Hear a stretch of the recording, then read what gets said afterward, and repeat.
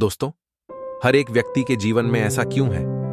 हम कहीं ना कहीं अपने मन के मैल को, मन के कीचड़ को साफ नहीं रख पाते हैं। यूं कहें तो उसका सही समाधान नहीं निकाल पाते हैं। खैर चलिए, मैं आपको एक कहानी सुनाता हूं। शायद आपको इस कहानी से इस सवाल का हल मिल जाए। महात्मा गौतम बुद्ध के समय की बात है। एक गांव में एक किसान अपनी पत्नी और 2 बच्चों के साथ रहता था। वह किसान बहुत ही ज्यादा परेशान रहता था। अपने 2 बच्चों और पत्नी की जरूरतों को पूरा नहीं कर पाता था। शायद यही उसकी परेशानी की सबसे बड़ी वजह थी।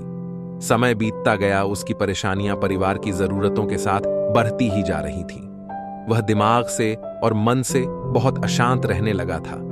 कहीं ना कहीं वह बहुत ज्यादा दुखी हो गया था, अपने परिवार की जरूरतों को नहीं पूरा कर पाने की वजह से। एक दिन उसने यह फैसला लिया कि वह अपने घर को, अपने परिवार को, अपने बच्चों को छोड़कर कहीं दूर चला जाएगा। अंततः वह मनहूस दिन और काली रात आ गई, जिस दिन वह अपने परिवार को, बच्चों को और पत्नी को छोड़कर घर से कहीं दूर चला गया। वह किसान चलता ही गया, चलता ही गया। रात से सुबह हो गई, सुबह से फिर दोपहर, दोपहर से शाम, शाम से फिर रात, फिर सुबह हो गई। उस किसान की मन की पीड़ा इतनी ज्यादा थी कि उसके पैरों के छाले और पैरों से बह रहे खून के आगे फीके पड़ गए थे। ना भूख की चिंता, ना प्यास की चाह, बस चलता ही गया, चलता ही गया। आखिरकार जंगल में चलते चलते उसका शरीर इतना ज्यादा थक गया कि वह एक नदी के किनारे जाकर वह गिर पड़ा। कुछ घंटों बाद उस किसान को होश आया। वह बेचारा इतना ज्यादा प्यासा था कि तुरंत वह नदी के पास गया। जैसे ही वह पानी पीने के लिए हाथ पानी में डाला, उसे सामने नदी के उस पार कुछ लोगों का झुंड दिखाई दिया। उसने ध्यान से देखा तो उसे एक वृक्ष के नीचे महात्मा गौतम बुद्ध बैठे हुए नजर आए। वह तुरंत दौड़ के उनके पास गया और उनके पैर पर गिरकर बोला कि हे महात्मा, हे भगवान गौतम बुद्ध, मुझे अपनी शरण में ले लीजिए, मुझे अपना शिष्य बना लीजिए। महात्मा गौतम बुद्ध के शरण में आया हुआ कोई भी व्यक्ति खाली हाथ वापस नहीं जाता। ये किसान तो केवल उनका शिष्य बनना चाहता था।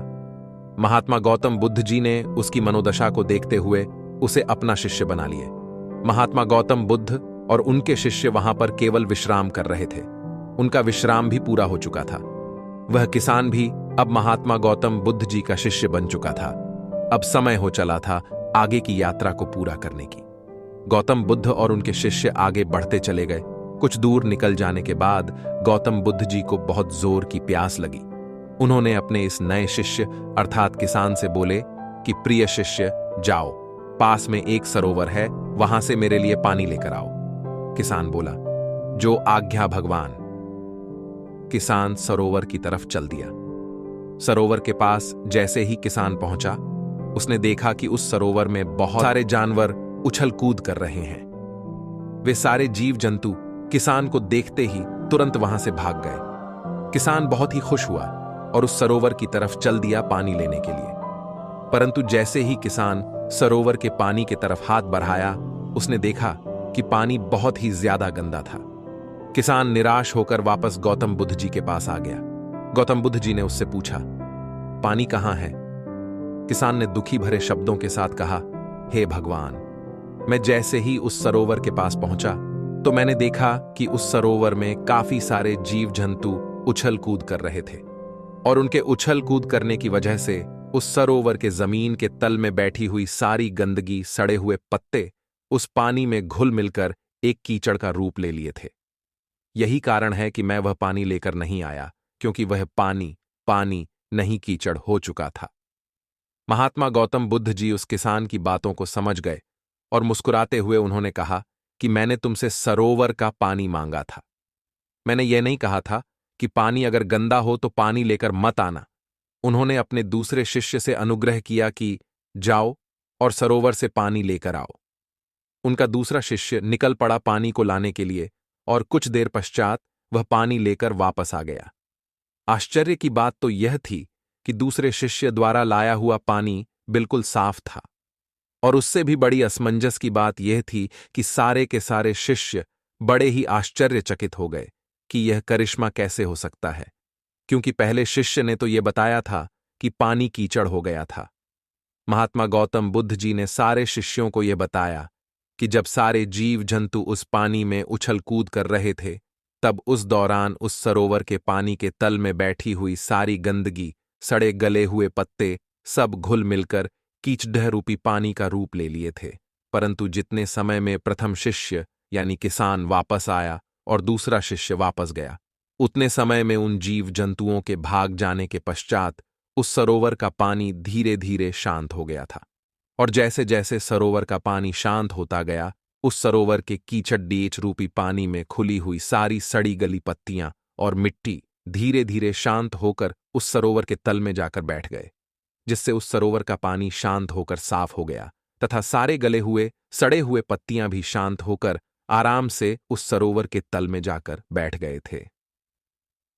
प्रिय शिष्यों, अगर उस सरोवर में किसी भी तरीके का कोई हलचल नहीं होता तो उस सरोवर की हर एक चीज जिसको जहां पर होनी चाहिए थी वह वहीं पर ही रहती। उन जीव जंतुओं के हलचल की वजह से सरोवर के तल में बैठी हुई सड़ी गली पत्तियां मिट्टी उस शांत पानी में मिलकर एक कीचड़ का रूप ले लिए थे। ठीक इसी प्रकार से हर एक व्यक्ति के जीवन में तरह तरह की समस्याएं, परेशानियां और कठिनाइयां आती है, जिसके वजह से हमारे मन में हलचल सी मच जाती है। हमारा दिमाग और मन अशांत हो जाता है। तत्पश्चात हम कोई गलत निर्णय अर्थात फैसला ले लेते हैं। परंतु अगर हम थोड़ा समय देकर उन कठिनाइयों, परेशानियों और समस्याओं के बारे में समझने की कोशिश करें तो मन की हलचल उस सरोवर की पानी की तरह शांत हो जाएगी, जिससे हम अपने जीवन में सही निर्णय का चुनाव करते हुए उसका समाधान निकाल लेंगे। किसान को महात्मा गौतम बुद्ध जी की सारी बातें बिल्कुल साफ साफ समझ में आ गईं। उसे यह भी समझ में आ गया कि उसके परिवार में आई हुई सारी परेशानियां, दिक्कतें और जिम्मेदारियां भी इसी सरोवर के सड्डी गली हुई पत्तियों और मिट्टी रूपी कीचड़ की तरह ही हैं। बस जरूरत है थोड़ा समय निकालकर मन को शांत करते हुए उन परेशानियों, दिक्कतों के बारे में समझने और उसका समाधान निकालने की। दोस्तों, समय के साथ साथ हर एक इंसान की जरूरतें बढ़ती ही जाती है। हो सकता है किसी की जरूरत कम हो सकता है किसी की जरूरत ज्यादा हो, लेकिन हमें उन जरूरतों को पूरा करने के लिए मेहनत तो करना ही पड़ता है। हां, यह जरूर है कि मेहनत करते वक्त हमें बहुत सारे कठिनाइयों और समस्याओं का सामना करना पड़ता है। इसी वजह से बहुत बार हमारा मन अशांत हो जाता है, निराश हो जाता है, दिल दिमाग में एक अजीब सी हलचल होने लगती है, जिसके वजह से हम गलत फैसला ले लेते हैं। परंतु दोस्तों, हमें घबराने की जरूरत नहीं है। हमें अपने दिमाग को शांत करने की जरूरत है। थोड़ा समय देकर इसके बारे में सोचने की जरूरत है। इसका समाधान कुछ न कुछ जरूर निकल आएगा। तो दोस्तों, आपको ये वीडियो कैसी लगी हमें कमेंट करके जरूर बताना, और अच्छी लगी हो तो हमारे चैनल ग्रोथ के स्टोरी यूट्यूब चैनल को सब्सक्राइब जरूर करें। तो चलिए मिलते हैं एक नई वीडियो के साथ। तब तक के लिए अपना ख्याल रखिए। धन्यवाद।